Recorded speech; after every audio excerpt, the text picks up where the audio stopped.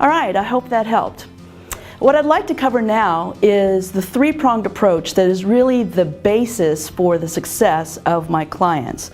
These are ways that you can contact companies and contact centers of influence, people that know a lot of people, and really get your name out and get seen by a lot of people in the job market. So the first thing I want to do is show you number one. And really, this is key. This is what my clients spend most of their time doing. And that is they proactively contact by mail, by snail mail, US mail, with a hard copy of the resume and also a handwritten note, believe it or not. Instead of a cover letter, handwritten notes take much less time and they're actually much more effective. You get a better response. And what I usually like to have them say on that handwritten note is something very simple. So it's time to take notes. Get your pen. You say, "Dear," and then the first name of the person that you're contacting. So that's going to be the man or woman that would be your boss if you were to get a job in that company. So, "Dear Scott, I've been researching your company and I'd love to talk to you about joining your team. Please call me this week. Sincerely, your first name." And that gets a better response than applying online on the job boards all day.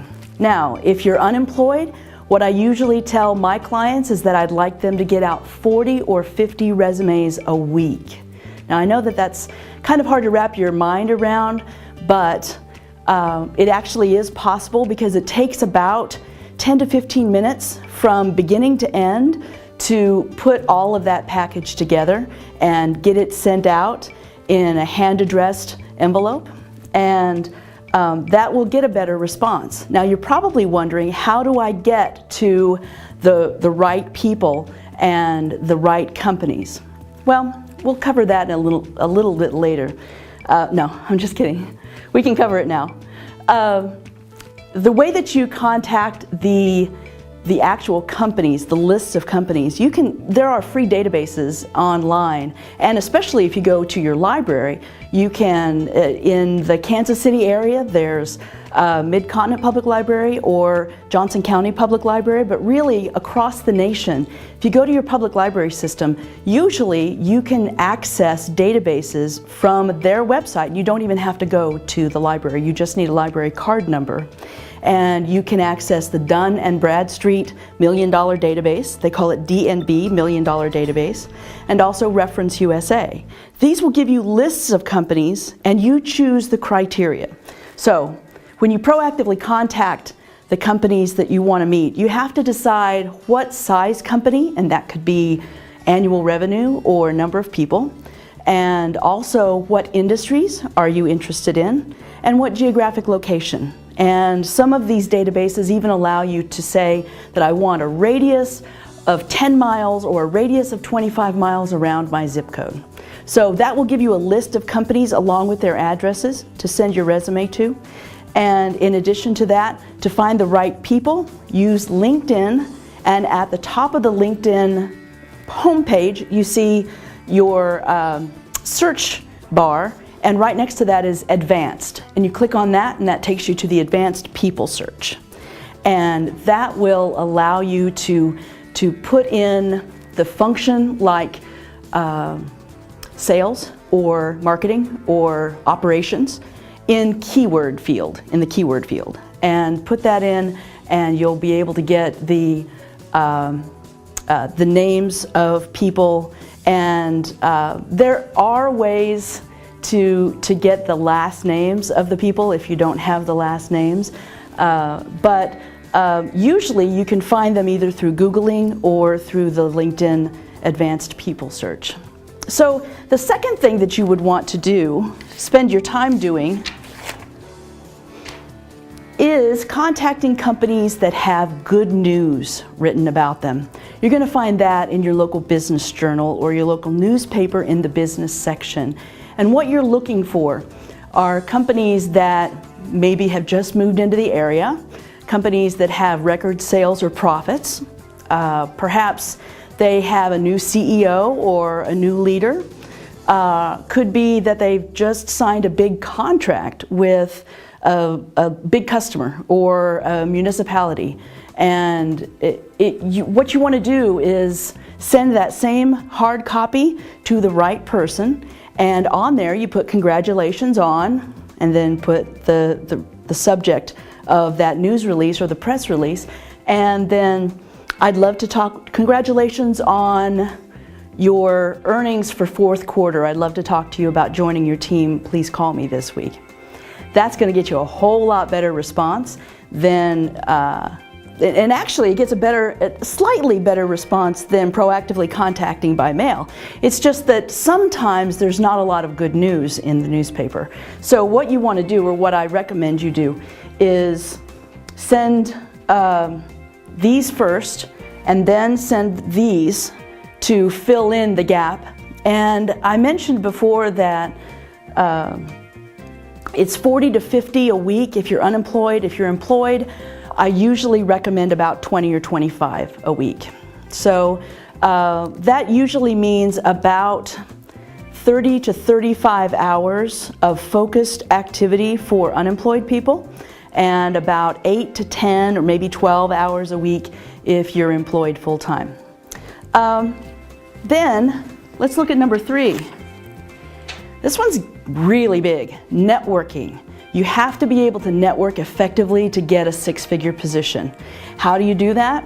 Especially if you don't know a lot of people, informational interviewing.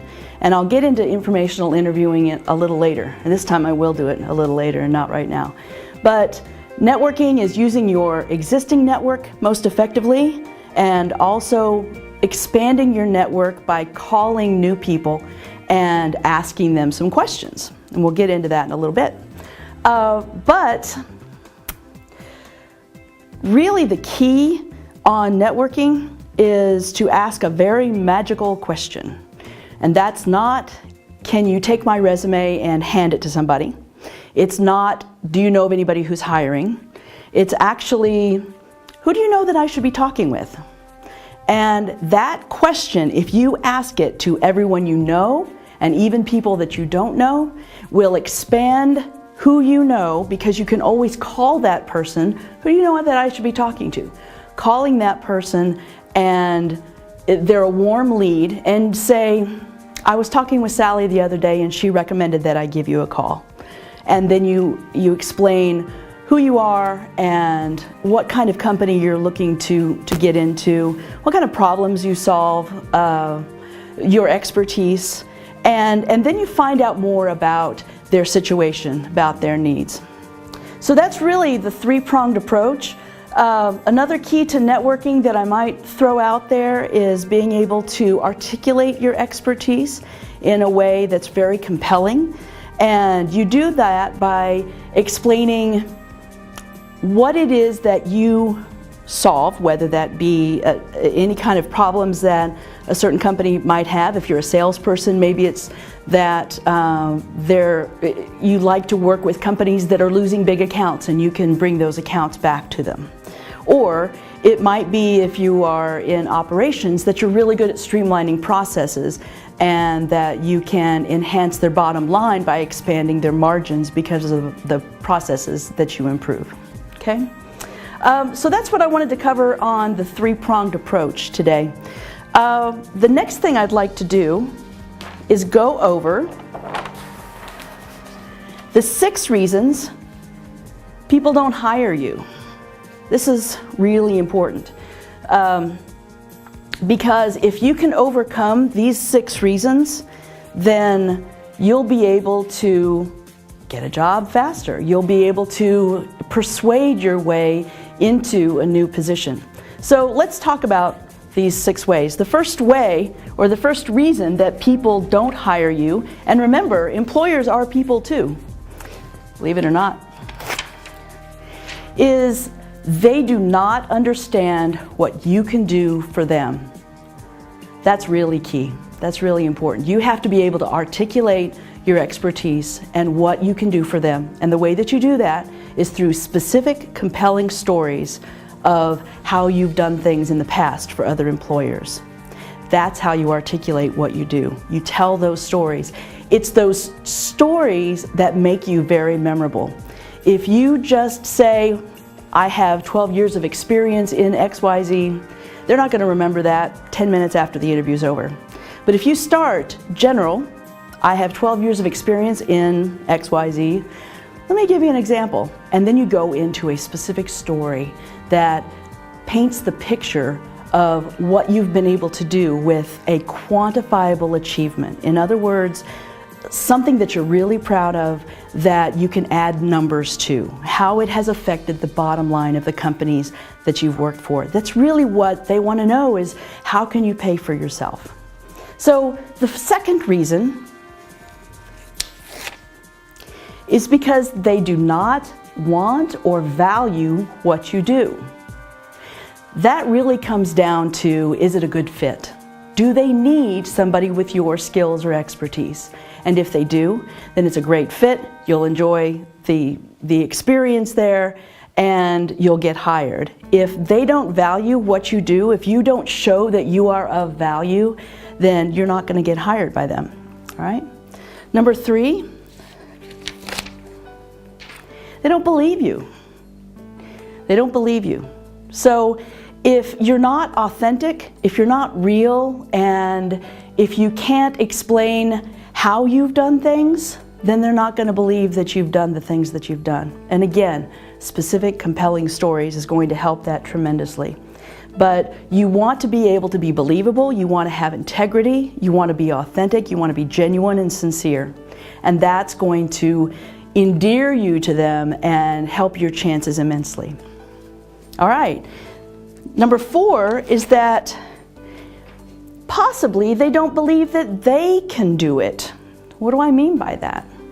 So that means that if you are making promises like bringing in, if you're a salesperson and you've worked for IBM or Apple or a really large named company, and you've been able to bring in millions of dollars and affect the bottom line in that way, they may not believe that they're capable of bringing that out and making millions of dollars as well. But you have to be able to paint the picture for them of what is possible for them. And the way that you do that is you ask them, if this is point A, where you're at right now, what's point B? So in other words, where do you want to go? Where does the company want to go? Where does this department want to go? And then you build your value to where they want to go, their aspirations. And that way, you can show them that you can take them from point A to point B. And you do that in a very compelling way. And again, telling stories is a really good way to do that. And then number 5, this is a big one, even for my clients. They don't believe they can afford you.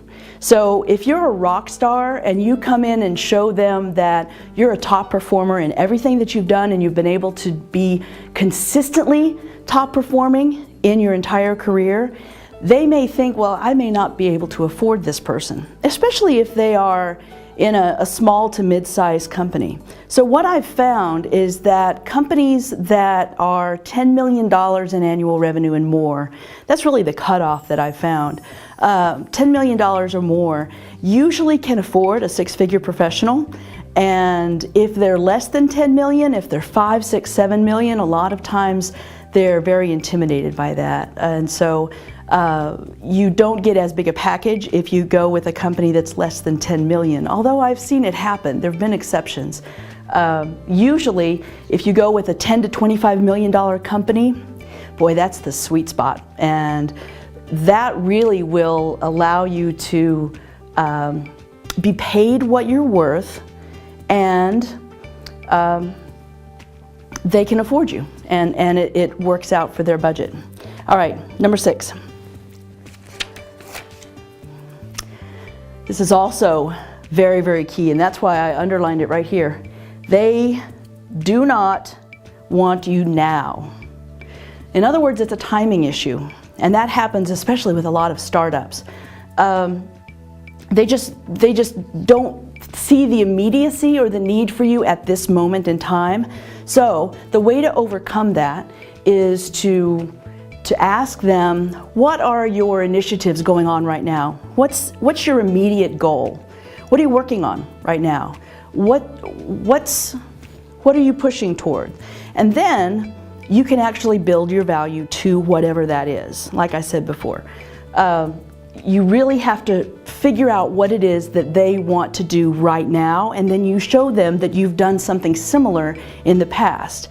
And the way that you do that is if you say, what are you working on right now? What's your initiatives? What's the immediate goal for you in this department, or for you personally, or for the company? Where's the company headed immediately? And then you show them that you can do it. So, oh yeah, well actually I've worked on that before. So you give them that.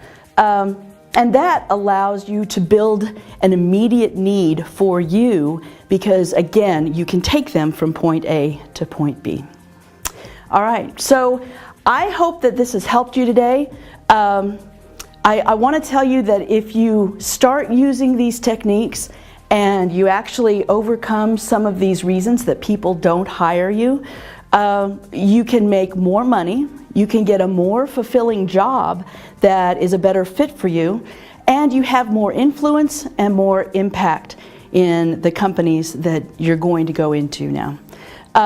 So for my next video, the third video and final teaching video of this series, I'm going to be talking about what it takes to win. I'm going to be talking about how you can win, the step-by-step of what it takes to win the job.